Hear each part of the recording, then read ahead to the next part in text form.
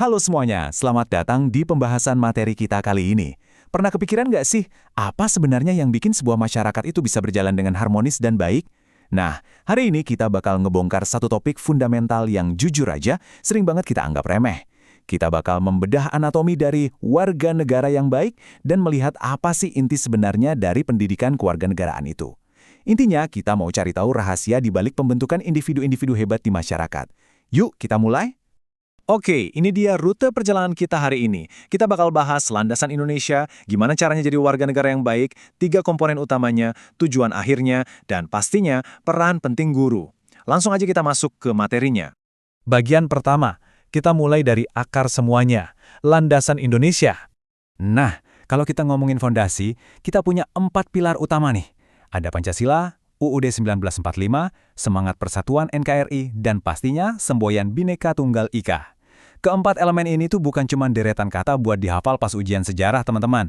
Ini benar-benar prasyarat mutlak kalau kita mau ngebangun masyarakat yang demokratis, adil, dan menjunjung tinggi hak asasi manusia. Bayangin aja kayak bangun rumah. Tanpa fondasi yang kuat, ini ya bangunannya bakal gampang banget runtuh kan?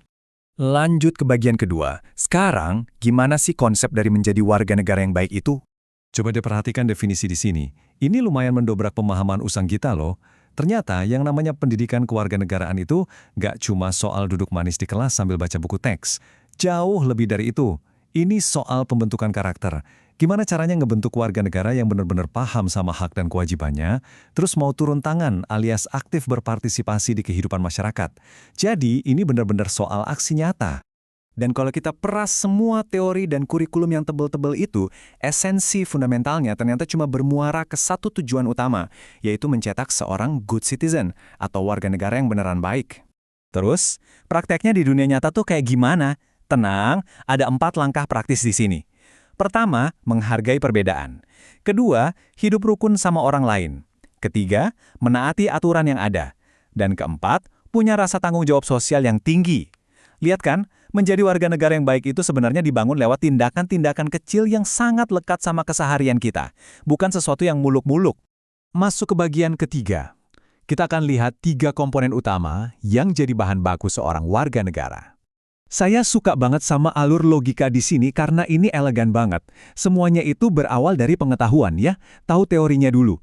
Tapi berhenti di situ aja nggak cukup. Pengetahuan tadi harus bertransformasi jadi sikap atau nilai-nilai yang benar-benar Anda yakini di dalam hati. Nah, pada akhirnya, sikap itu harus termanifestasi jadi sebuah keterampilan praktek pas kita terjun langsung ke masyarakat. Jadi urutannya jelas ya, pengetahuan berubah jadi sikap, lalu dieksekusi lewat keterampilan. Bagian keempat, mari kita lihat apa sih hasil akhir dari semua proses ini? Nah, poin krusialnya tuh ada di sini. Menjadi orang yang cerdas dan terampil aja ternyata nggak akan pernah cukup. Semua kecerdasan itu mutlak harus dipadukan sama karakter kuat yang sejalan dengan nilai-nilai Pancasila. Karena pada akhirnya, karakter yang baik yang didukung oleh kecerdasanlah yang benar-benar bisa membangun peradaban sebuah bangsa. Kalau kita lihat, progresinya ini terstruktur banget lewat 5 tahap. Dimulai dari ranah internal di dalam hati dulu, menumbuhkan rasa cinta tanah air dan mengembangkan nasionalisme. Habis itu bergerak ke pemahaman rasional, yaitu benar-benar paham apa aja hak dan kewajiban kita. Lalu naik lagi jadi perilaku sosial dengan mengembangkan sikap demokratis. Dan puncaknya mendorong partisipasi aktif di masyarakat.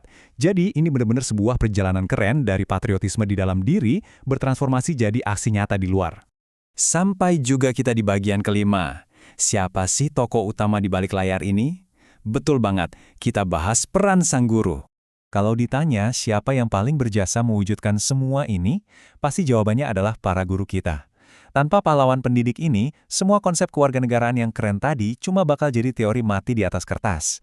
Mereka itu nggak cuma sekedar mentransfer ilmu loh, jauh lebih besar dari itu, mereka sedang menempa karakter suatu bangsa. Pekerjaan mereka ini beneran kompleks banget, coba lihat. Mereka harus jadi pendidik yang nyampein materi, sekaligus jadi teladan atau role model untuk kedisiplinan, kejujuran, dan keadilan. Mereka juga jadi pembimbing buat toleransi dan menghargai perbedaan, jadi motivator yang ngebakar semangat nasionalisme kita, dan pastinya jadi fasilitator serta pembentuk karakter secara keseluruhan. Bayangin aja ada 6 peran berat yang dipikul sekaligus oleh satu sosok luar biasa di depan kelas.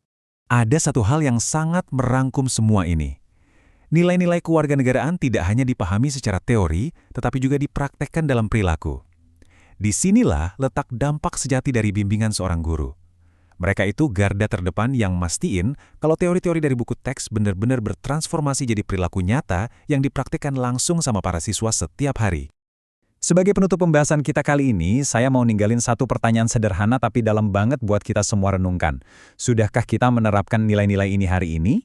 Karena pada akhirnya, pendidikan kewarganegaraan itu bukan sekedar pelajaran di sekolah yang bisa kita lupakan setelah ujian, tapi tugas kita semua seumur hidup. Coba deh direnungkan lagi peran dan aksi nyata Anda di masyarakat hari ini. Terima kasih banyak udah menemani, teruslah belajar, dan sampai jumpa di pembahasan seru kita berikutnya.